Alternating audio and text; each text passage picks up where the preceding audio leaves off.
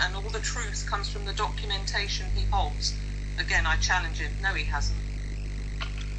He might have got it in his cupboard, but he hasn't read it. No, even Robert Green didn't read any information. Okay. Let's look at some of the inconsistencies then. Let's start picking this apart. What obviously you've mentioned that the sister of the sheriff did not exist, therefore the house couldn't have existed. That is to me the most obvious, and okay, you can't ignore that. We can't ignore the fact that nothing was reported for over a decade about physical marks on Hollie's body if she had in fact been abused by 22 people repeatedly, which, and I will say myself as someone who has suffered abuse as a child, know is there. Yeah. Now I want to put this across to you all. What else is the most obvious evidence for people to have a look at? Oh gosh. Okay, I'll take one. Variation. Sorry, who's that? It's latex. Okay, latex.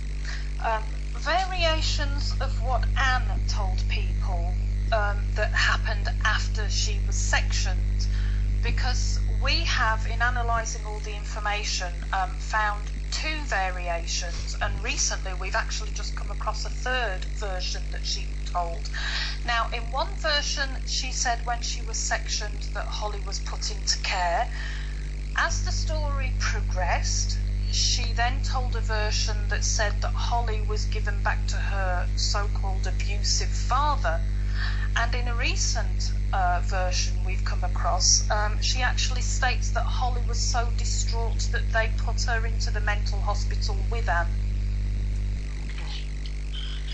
And as I said earlier, the truth does not change. Yeah. That's right. Robert Green even states that Hollie was given back to her abusive father, and that's not correct. Dennis was actually working away. That's right. He hasn't seen his daughter for about 12 years. That's right. Now, what about Hollie's brother? We've not heard much from him at all, not speaking out publicly. Can I just state that Anne has actually lied to several people. Greg has made several attempts to try and contact his mother. Greg is devastated. He is so distraught, and Anne needs to accept responsibility for her treatment of Greg and what she has done to him. He used to be so loved by Anne, and at first she started to say that Greg had possibly been abused also, and then this turned later into that Greg was an abuser also. Now, Anne we know that Brian Gerrish was contacted, we know that GLW was contacted, and we through Pyrite have contacted Greg as well. Now, Anne has lied and said that this is not her son. Wow. That's right. That's profound. Numerous letters all over the place. He has. They are heartbreaking. If you were to know the damage that she has caused him, it is so heartbreaking to know that a mother could actually do this to her own son and then deny that it was him. Yeah. But I mean, when you knew probably Greg the best. Poor Greg is absolutely devastated, like you said. Yes. Yeah. Well, I mean, you have stories about Greg, don't you, Wynne? Yeah.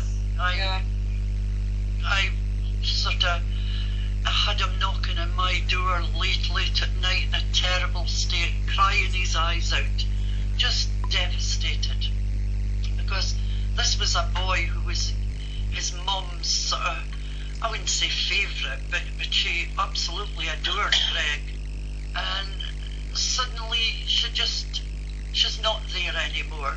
So how could he be feeling absolutely lost in space? It's terrible. Yes, he has been trying to contact her, but there's been no response from her. He's written letters everywhere in the last 3 years. He's written to the press, he's written to, I think he's written to Alex Salmon, he's written to the police, he's written to Shropshire. He has written hundreds of letters. Plus ones addressed to his mother, pouring his heart out. And Anne's excuse is that Hollie would be too scared of him. I'm actually going to introduce one of the bits of information that we talked about earlier here. Yeah, that's Lil, latex Lil. Yes, yeah, this is Lil. Now, we recently were provided with some information from an anonymous source, and we know who else this information was sent to, and we also have had one of the documents verified by the police that this was actually genuine, so we actually have no reason to doubt that the other documents that were provided are also genuine. Now, something that Anne has never told people, it seems, is that she tried to get an injunction out against her son Greg to stop him from seeing Hollie. And one occasion, Greg had gone to the place where Anne was staying and tried to talk to Hollie. He waited there. Anne and Hollie showed up in the car, and he tried to talk to Hollie, and Anne went mental and tried to get him away, and he refused to leave, and Anne said she was going into the house to call the police, and he said, fine, I've done nothing wrong, go and call them.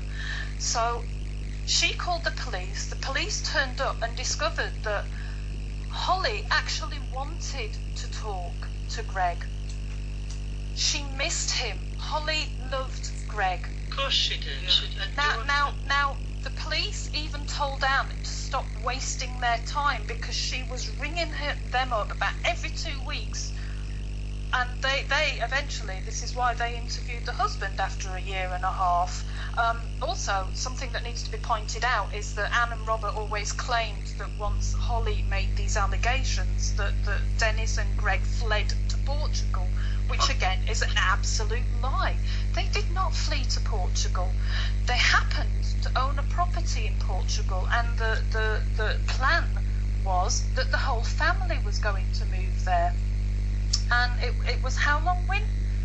After the first allegation was made that they actually went to Portugal?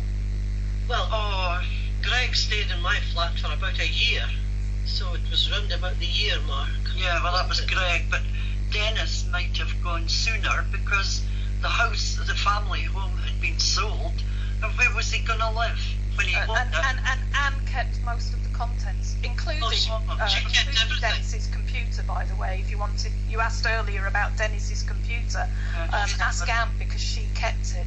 She kept everything.